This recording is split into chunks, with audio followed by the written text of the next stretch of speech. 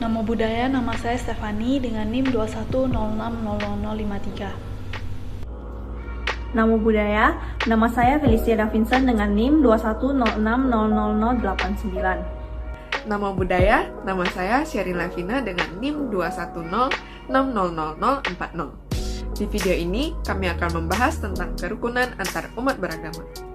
Kata kerukunan memiliki kata dasar rukun yang berarti baik dan damai, tidak bertengkar, tentang pertalian, persahabatan, dan sebagainya, bersatu hati, dan bersepakat. Kerukunan hidup umat beragama berarti perihal hidup rukun, yaitu hidup dalam suasana baik dan damai, tidak bertengkar, bersatu hati, dan bersepakat antar umat baik yang berbeda-beda agamanya ataupun antar umat dalam satu agama.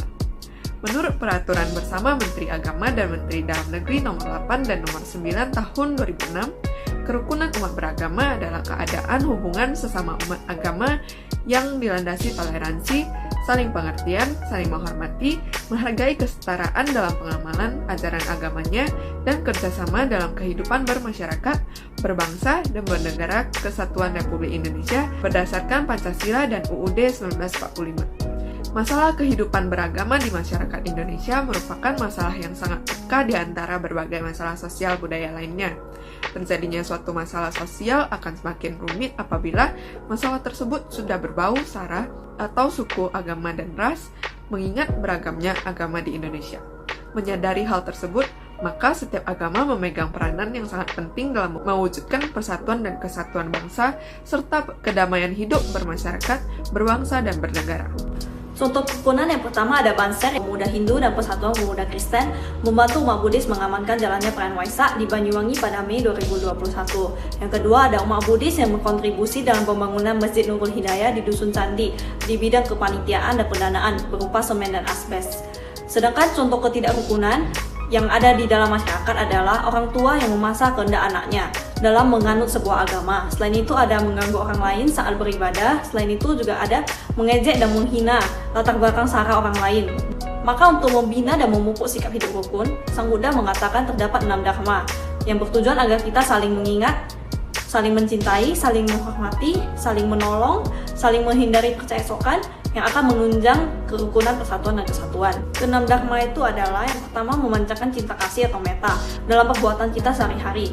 Maka kedamaian, keharmonisan, serta kerukunan dan persatuan akan terwujud.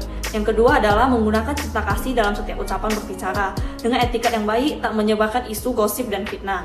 Yang ketiga ada selalu mengarahkan pikiran pada kebajikan, sama sekali tidak menginginkan orang lain celaka. Yang keempat ada menerima buah karma yang baik, kebahagiaan, berusaha tidak serakah, dan selalu mau membagikan kebahagiaan tersebut pada orang lain, dan ada rasa kepedulian sosial yang tinggi. Yang kelima adalah melaksanakan moral atau sila etika dengan bersungguh-sungguh dalam pergaulan di masyarakat, tidak berbuat sesuatu yang melukai perasaan orang lain. Yang keenam adalah mempunyai pandangan yang sama yang bersifat membebaskan diri dari penderitaan dan membawanya berbuat sesuai dengan pandangan tersebut, yaitu hidup harmonis, tidak bertengkar, karena perbedaan pandangan yang ditulis pada Anguttara Nikaya 3 288-289. Kerukunan umat beragama dalam agama Buddha dicerminkan dalam prasasti Raja Asoka yang menyatakan barang siapa yang menghormati agamanya sendiri dan mencela agama orang lain dengan berpikir dapat memuliakan agamanya sendiri, maka sesungguhnya ia telah merugikan agamanya sendiri.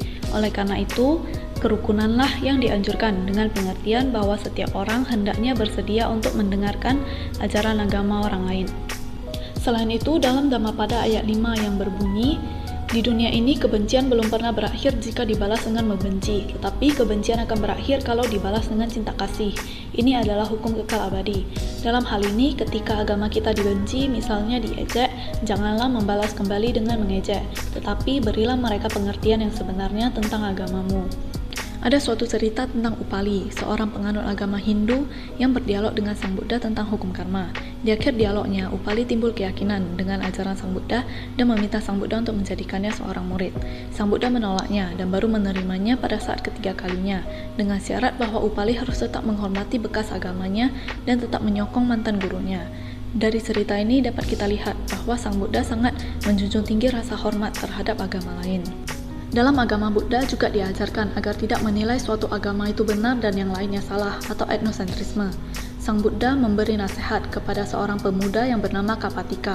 Bagi seorang bijaksana yang harus melindungi kebenaran, tidaklah layak untuk sampai kepada kesimpulan ini saja yang benar dan yang lainnya salah. Toleransi dalam agama Buddha diajarkan secara tidak spesifik, contohnya dalam Brahma Wihara yang mengajarkan metta, karuna, mudita, dan upeka.